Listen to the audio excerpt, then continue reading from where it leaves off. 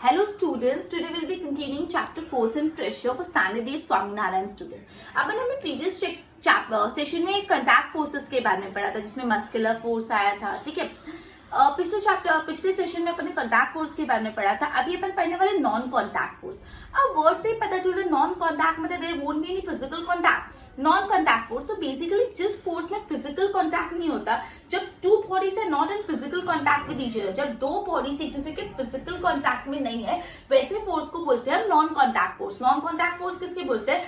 जब दो बॉडीज एक दूसरे के फिजिकल कॉन्टैक्ट में नहीं है, तो वैसे फोर्सेस को बोलते हैं non contact force. When two bodies are not in physical contact with each other, एक दूसरे के साथ फिजिकली कॉन्टैक्ट में नहीं है, वैसे फोर्सेस को बोलते हैं नॉन कॉन्टैक्ट फोर्स। अब ये जो नॉन कॉन्टैक्ट फोर्स हमेशा डिस्टेंस से ऐड करता है, अट्रैक्ट करता है, एक्सर्ट करता है। नॉन कॉन्टैक्ट फोर्स में डिस्टेंस चाहिए होता है एक्सर्ट करने के लिए, इसलिए नॉन कॉन्टैक्ट फोर्स को हम डिस्टेंट फोर्स भी बोलते हैं, राइट। अब अपन अलग अलग एग्जांपल पढ़ेंगे नॉन कॉन्टैक्ट फोर्स का। पहले एक और इंट्रोडक्शन दे देती हूँ। अपन आज पढ़ रहे नॉन कॉन्टैक्ट फोर्स। अब बहुत ज्यादा सोचने की जरूरत नहीं, वर्ड से समझते हैं नॉन कॉन्टैक्ट मतलब फिजिकल टच नहीं होगा। So when two bodies are not in physical contact with each other, जब दो बॉडीज एक दूसरे के फिजिकल कॉन्टैक्ट में नहीं होती, तो वैसे फोर्सेस जब एक्सर्ट होते हैं उनको हम नॉन कॉन्टैक्ट फोर्स बोलते हैं, right. Okay, non contact force हमेशा डिस्टेंस से एक्ट होता है, इसलिए हम इसको डिस्टेंट फोर्स भी बोलते हैं। अब अलग अलग टाइप के नॉन कॉन्टैक्ट फोर्स है, जिसमें सबसे पहला फोर्स है ग्रेविटेशनल फोर्स। अलग अलग टाइप की नॉन कॉन्टैक्ट फोर्स है, जिसमें सबसे पहला फोर्स है ग्रेविटेशनल फोर्स।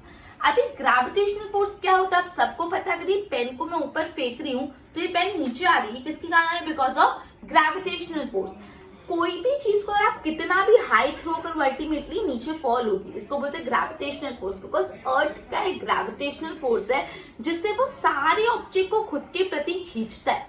अर्थ में एक ऐसा फोर्स है जिसको बोलते हैं ग्रेविटेशनल फोर्स, जिसके कारण वो सारे ऑब्जेक्ट को अपने अंदर खींचता है। अगर मैं पेन को ऊपर बड़े नीचे गिरी मतलब ये अर्थ पे अट्रैक्ट हो रही है, राइट। अगर ग्रेविटेशनल फोर्स नहीं होगा तो we won't be able to stand like this, हम ऐसे फ्लोट करते रहते अगर ग्रेविटेशनल फोर्स नहीं होता, समझा?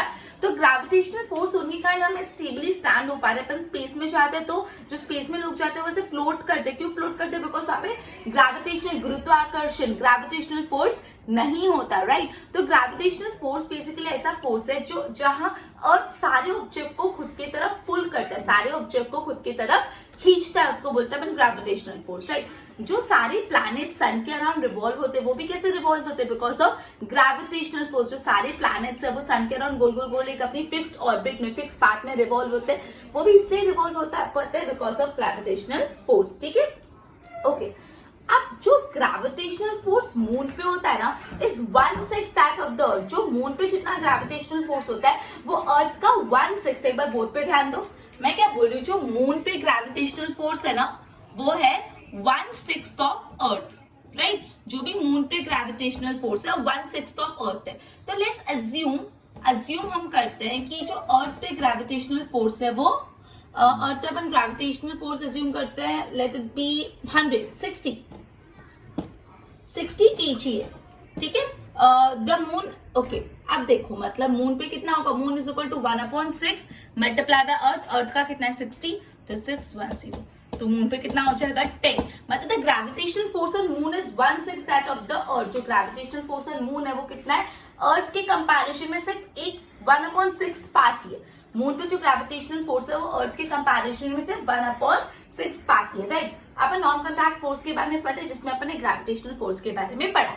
ग्रेविटेशनल फोर्स बेसिकली ये बोलता है जिस फोर्स से सारे ऑब्जेक्ट्स अर्थ के टुवर्ड्स अट्रैक्ट होते हैं, अर्थ सारे ऑब्जेक्ट को खुद की तरफ पुल करता है, खींचता है, वो फोर्स को बोलते हैं अपन ग्रेविटेशनल फोर्स।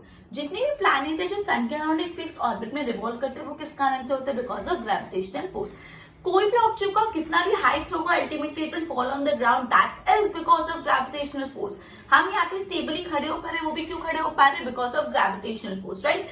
द फोर्स, जो ग्रेविटेशनल फोर्स मून पे 1/6 दैट ऑफ द अर्थ, वो मैंने आपको बताया एग्जाम्पल। अगर अर्थ पे 60 kg है तो मून पे 1/6 दैट इज 10 kg होगा, राइट। तो ग्रेविटेशनल फोर्स में बेसिकली कोई भी दो ऑब्जेक्ट कॉन्टैक्ट में नहीं है। अर्थ और पेन के बीच में ग्रेविटेशनल फोर्स है, लेकिन अर्थ और पेन एक दूसरे के कॉन्टैक्ट में नहीं है, तो एक ऐसा फोर्स हो गया नॉन कॉन्टैक्ट फोर्स। दूसरे टाइप का नॉन कॉन्टैक्ट फोर्स है मैग्नेटिक फोर्स। कैसा? Magnetic force. अपन सबको मैग्नेट्स के बारे में बहुत अच्छे से पता होगा, आई गेस। मैग्नेट को अगर कोई आयन ऑब्जेक्ट से हम लोग कर दे तो वो दूर से चिपक जाते हैं।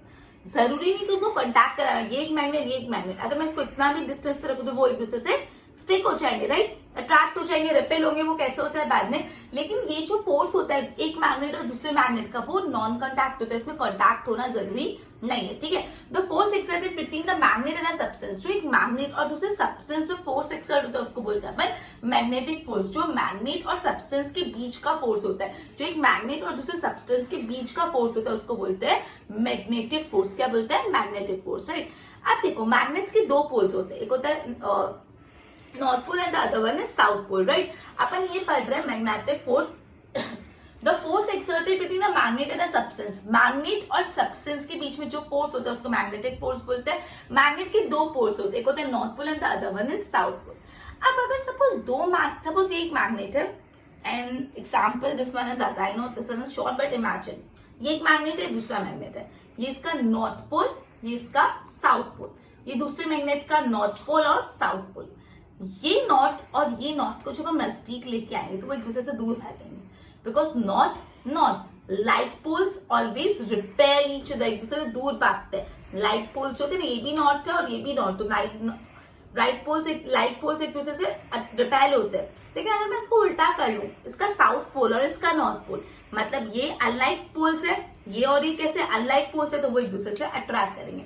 तो सिंपल सा बात है, जो लाइट पोल्स होते थे रिपेल ईच अदर, वो एक दूसरे से दूर भागते हैं, और जो अनलाइक पोल्स होते हैं बेसिकली अट्रैक्ट ईच अदर, वो एक दूसरे से नजदीक आते हैं, राइट। आगे भी अपन पढ़ते हैं, एक बार क्विक रिकैप ले रही हूँ। अब हम मैग्नेटिक फोर्स के बारे में पढ़ रहे हैं। तो जो भी फोर्स एक सब्सटेंस और एक मैग्नेट के बीच में होता है, जो भी फोर्स बेसिकली एक सब्सटेंस और मैग्नेट के बीच में होता है उसको अपन मैग्नेटिक फोर्स बोलते हैं, राइट। मैग्नेट के बेसिकली दो पोल होते हैं, एक होता है north pole and the other one is south pole. जब दो लाइट पोल्स मतलब नॉर्थ को दो मैग्नेट एक नॉर्थ दोनों को नजदीक करते तो वो रिपेल करेंगे। लाइट पोल्स बेसिकली रिपेल करते हैं और अनलाइक पोल्स एक दूसरे से अट्रैक्ट करते हैं, राइट। एक बार बोर्ड पे ध्यान दो। Okay, non-contact force when two objects are not in physical contact with each other, जब वो एक दूसरे के physical contact में नहीं होते, then the force applied, उस टाइम जो force apply होता है उसको हम non-contact force बोलते हैं। Since these forces are acting from a distance, दूर से act कर रहे हैं, non-contact force को हम distant force भी बोलते हैं। अब gravitational force, the force by which earth pulls everything towards itself, जिस force से earth सब कुछ खुद की तरफ खींचता है उसको हम gravitational force बोलते हैं। All planets revolve around the sun due to gravitational force के कारण ही सारे प्लैनेट सन के अराउंड रिवॉल्व करते हैं। No matter how high an object is thrown in the sky, sky में कितना भी दूर एक ऑब्जेक्ट फेंको, it will always come down to the earth because of gravitational force, वो हमेशा अर्थ पे आएगा gravitational force के कारण। The gravitational force on the moon is 1/6 that of the earth. Important है, ध्यान रखना, ऑब्जेक्टिव में पूछ सकते हैं। The gravitational force on the moon is 1/6 that of the earth. So if the weight 60 kg on the earth, तो moon पे कितना होगा? सिर्फ 10 kg, जो कैलकुलेशन मैंने ऑलरेडी आपको करके बता दिया। सेकेंड टाइप का नॉन कॉन्टैक्ट फोर्स है magnetic force. Force exerted between the magnet and the substance, magnet और सब्सटेंस के बीच का जो फोर्स होता है उसको अपन बोलते हैं मैग्नेटिक फोर्स। मैग्नेट के दो पोल्स होते हैं, एक होता है north pole and the other one is south pole. If magnets are brought close to each other, अगर मैग्नेट को एक दूसरे के नजदीक लाए तो लाइक पोल्स एक दूसरे को रिपेल करेंगे और जो अनलाइक पोल्स है वो एक दूसरे को अट्रैक्ट करेंगे, जो ऑलरेडी मैं एक्सप्लेन कर चुकी हूँ। एक बार इसके नोट्स बनाओ फिर आगे करते हैं।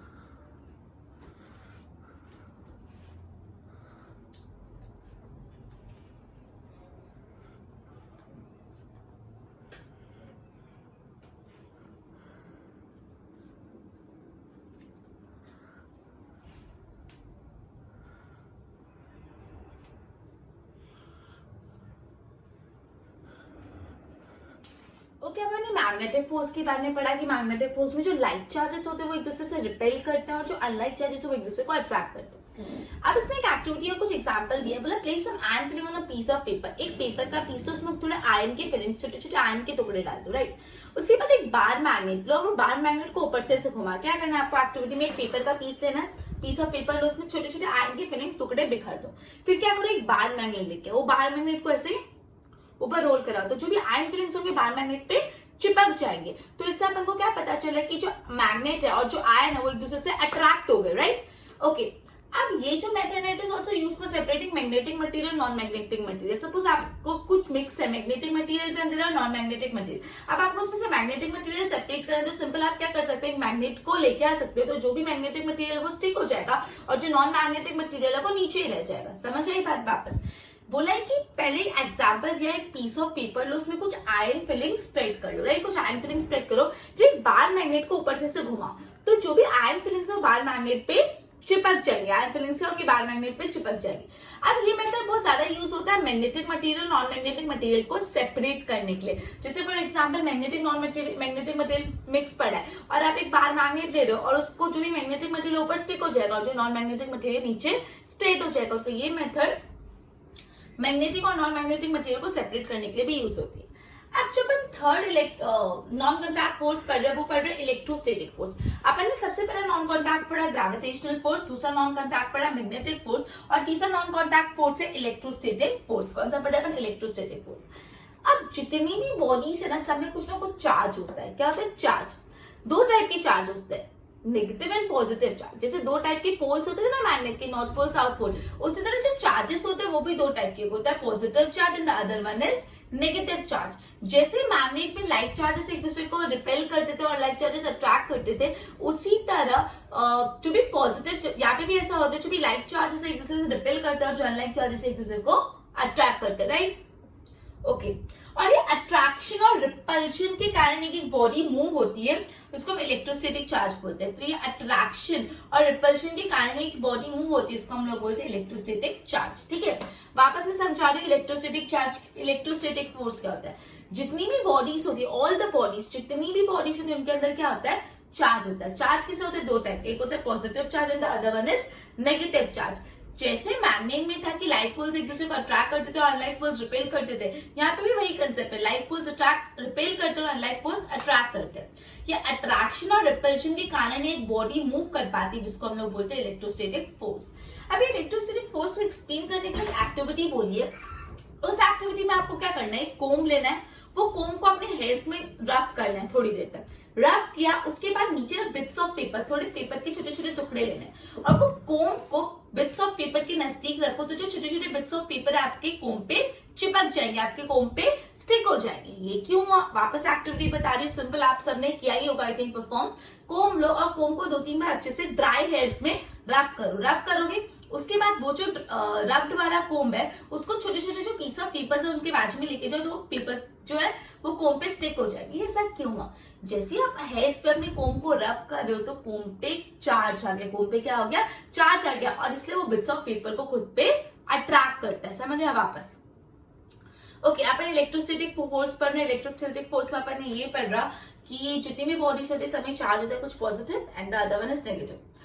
जैसे मैग्नेट में लाइट पोल्स रिपेल करते हैं और लाइट पोल्स अट्रैक्ट करते हैं, उसी तरह यहाँ पे भी सेम कंसेप्ट पे लाइट चार्जेस रिपेल करते हैं और लाइट चार्जेस अट्रैक्ट करते हैं, और अट्रैक्शन और रिपल्शन के कारण ही बॉडी आगे मूव कर पाती है, जिसको अपन बोलते हैं इलेक्ट्रोस्टैटिक फोर्स, राइट? अब एक एक्टिविटी परफॉर्म करने को बोला। इस एक्टिविटी में आपको सिंपल क्या लेना है? कुछ बिट्स ऑफ छोटे छोटे पेपर्स लेना है, कोम लेना है, कोम को उसमें रब, कोम को अपने हेयर्स में रब करो और फिर कोम को बिट्स ऑफ पेपर के पास जब आप लेके आओगे तो जो बिट्स ऑफ पेपर है कोम पे स्टिक हो जाएंगे। समझ आया?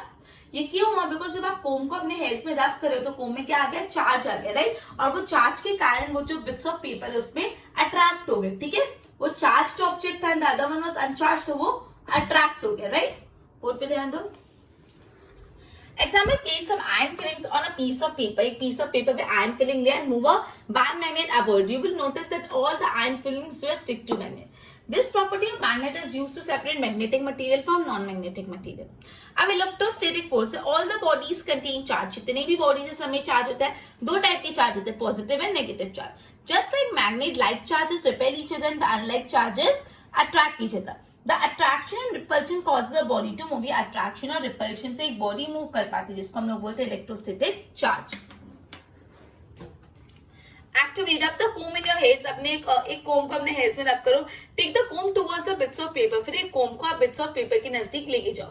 You will observe the bits of paper get attracted towards the comb. आप ऑब्जर्व करेंगे जो छोटे छोटे बिट्स ऑफ पेपर है वो कोम की टुवर्ड्स अट्रैक्ट हो जाएंगे। This happen because of rubbing develops a charge on the comb. जैसे आप रबिंग करोगे उससे कोम पे क्या है? चार्ज है, which attracts the bits of paper, और उस चार्ज से बिट्स ऑफ पेपर अट्रैक्ट हो रहे, राइट? एक बार इसकी नोट्स बनाओ फिर आगे करते हैं।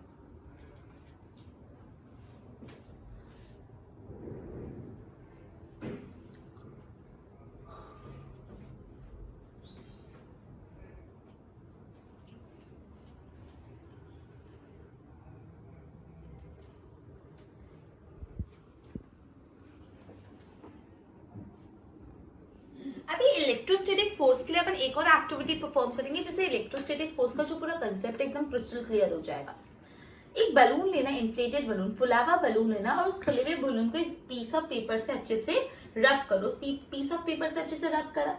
जैसे आपने उसको पीस ऑफ पेपर से रब किया, सॉरी पीस ऑफ क्लॉथ से रब किया, तो जो इन्फ्लेटेड बलून है उसमें क्या आ गया, चार्ज आ गया। वो इन्फ्लेटेड बलून को एक रनिंग वाटर के नीचे रख दो। तो आप देखो कि जो वाटर है ना, वो you will observe that the running water in straight direction get attracted towards the balloon. मतलब जैसे आप इसको रनिंग वाटर के यहाँ पे रखोगे तो जो पानी है वो बलून्स के टुवर्ड्स अट्रैक्ट हो जाएगा। मतलब अपन ने क्या किया, एक बलून लिया, उसको अच्छे से कॉटन के क्लोथ से रब किया। कॉटन के क्लोथ से रब किया तो वो बलून में क्या आ गया, चार्ज आ गया। रब करने से चार्ज आया। अब वो बलून को एक रनिंग वाटर के नजदीक, थोड़ा नजदीक रखोगे तो ये जो रनिंग वाटर है ना वो बलून के टुवर्ड्स अट्रैक्ट होगा। तो ये यहाँ पे वही हो गया, जो बलून था वो चार्ज था, जो बलून था वो चार्ज था और वाटर उसके टुवर्ड्स अट्रैक्ट हो गया। तो ये एक और एग्जाम्पल था इलेक्ट्रोस्टैटिक फोर्स का। ओके, बोर्ड पे ध्यान दो। Activity, take an inflated balloon near a running tap. Rub the balloon with a cotton cloth. You will observe water that was originally running in a straight direction. जो पानी पहले straight direction में चला था, get attracted towards the balloon और balloon के towards attract होने लग गया. This happened because of the changes in the charges in the cloth charge the balloon. जो cloth में charge था उससे balloon charge हुआ and hence water get attracted towards the balloon, right? Okay, तो आज अपने जितना भी करा उसको एक बार सम अप कर लेते हैं। आज बेसिकली अपने नॉन कॉन्टैक्ट फोर्सेस के बारे में पढ़ा। नॉन कॉन्टैक्ट फोर्सेस वो फोर्सेस होते हैं जहाँ पे दो बॉडीज के बीच में कोई भी फिजिकल कॉन्टैक्ट नहीं होता है, वैसे फोर्स को बोलते हैं नॉन कॉन्टैक्ट फोर्स, राइट। सबसे पहले अपने ग्रेविटेशनल फोर्स पढ़ा। जितने भी ऑब्जेक्ट है जो अर्थ के टुवर्ड्स पुल होते हैं, जितने भी ऑब्जेक्ट है जो अर्थ के टुवर्ड्स पुल होते हैं उसको अपन बोलते हैं ग्रेविटे। वो क्यों होते हैं, बिकॉज ऑफ ग्रेविटेशनल फोर्स। जो भी प्लैनेट्स है वो सन के अराउंड रिवॉल्व होते हैं, वो किसके कारण होते हैं, ग्रेविटेशनल फोर्स। मैंने बताया था भाई कोई भी ऑब्जेक्ट को कितना भी ऊपर फेंको अल्टीमेटली वो कहाँ पे आएगा, ग्राउंड पे आएगा। ये क्यों आता है, बिकॉज ऑफ ग्रेविटेशनल फोर्स।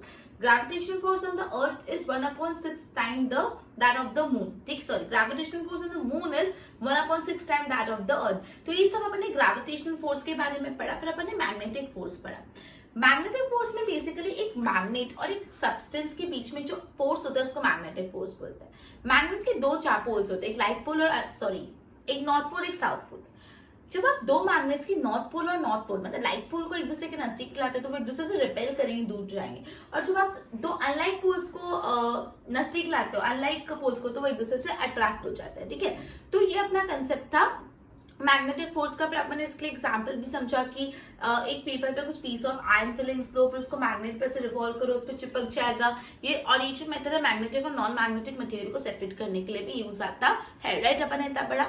फिर अपन इलेक्ट्रोस्टैटिक फोर्स के बारे में पढ़ा। जितनी भी बॉडी से सब चार्ज कैरी करती है, ठीक है। तो बेसिकली हर बॉडी में दो टाइप के चार्ज होते हैं, पॉजिटिव एंड नेगेटिव चार्ज। जैसे मैग्नेट में था तो उसी तरह यहाँ पे भी जो पॉजिटिव चार्जेस होते हैं वो एक दूसरे से रिपेल करते हैं और नेगेटिव लाइट चार्जेस एक दूसरे से रिपेल करते हैं और अनलाइक चार्जेस एक दूसरे से अट्रैक्ट करते हैं।